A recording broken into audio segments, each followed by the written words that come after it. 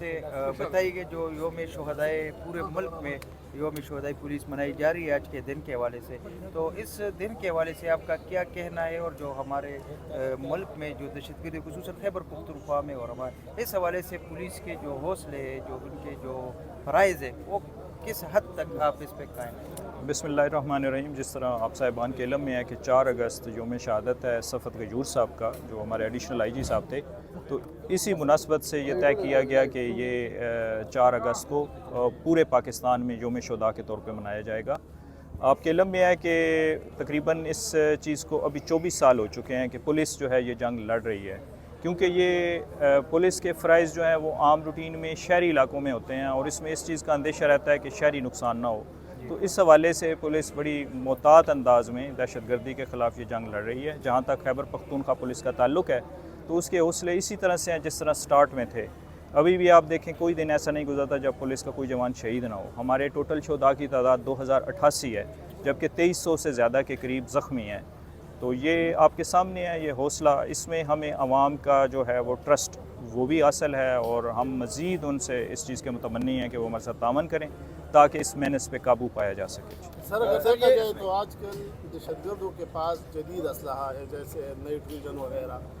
आप अपने पुलिस को क्या दे रही है या गवर्नमेंट क्या दे रही है? क्या ज़रूरियात क्या है सर अगर इस हवाले से? जी बिल्कुल, इसमें पहली बात तो ये है कि पुलिस जो है वो एक महकमा भी है और फोर्स भी है। तो बुनियादी तौर पे दहशतगर्दी अगर देखें तो इसको हम कह सकते हैं कि ये एक सब कन्वेंशनल वारफेयर है। उसके लिए जो वेपन की ज़रूरत होती है वो टोटली डिफरेंट है एज़ कम्पेयर टू जो कि हमें शहरी इलाकों में अमन आमा कायम करने के लिए होती है, जराइम या मुजरम जो आम क्रिमिनल हैं उनके साथ डील करने के लिए होती है। तो उसमें काफ़ी चीज़ें हमें मुहैया भी की जा रही हैं।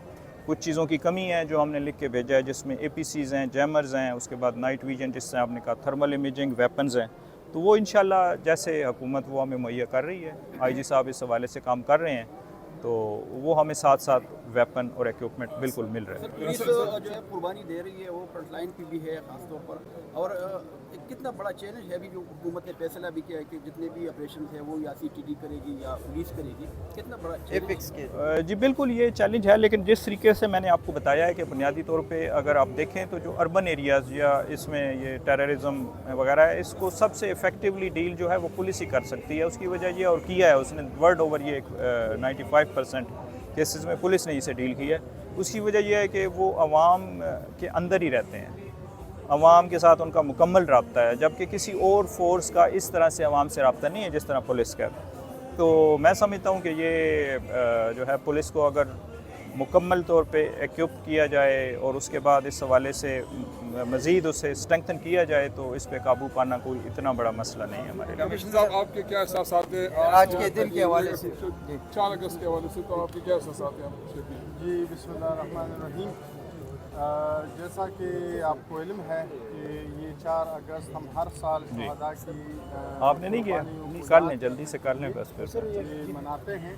और जिस तरह RPO साहब कह रहे हैं कि आजकल का दौर जो है ना थोड़ा सा मुख्तलिफ है इस हवाले से कि अब नई टेक्नोलॉजीज़ आ गई हैं, नए नए तरीक़े वारदात आ गए हैं, तो उस हवाले से पुलिस की ट्रेनिंग्स भी हो रही हैं, उनको इक्विपमेंट भी मुहैया किया जा रहा है और उनको इस हवाले से उनकी जो ट्रेनिंग्स में जो मॉड्यूल्स है वो वगैरह शामिल किए गए हैं ताकि ये जो दहशतगर्द, क्योंकि दहशतगर्दी पहले पुलिस के मैंडेट से बाहर थी, लेकिन अब ज़ाहिरी बात है कि पुलिस भी एक फ़ोर्स है तो उसको दहशतगर्दों के साथ लड़ना है और इसकी बेखनी करनी है।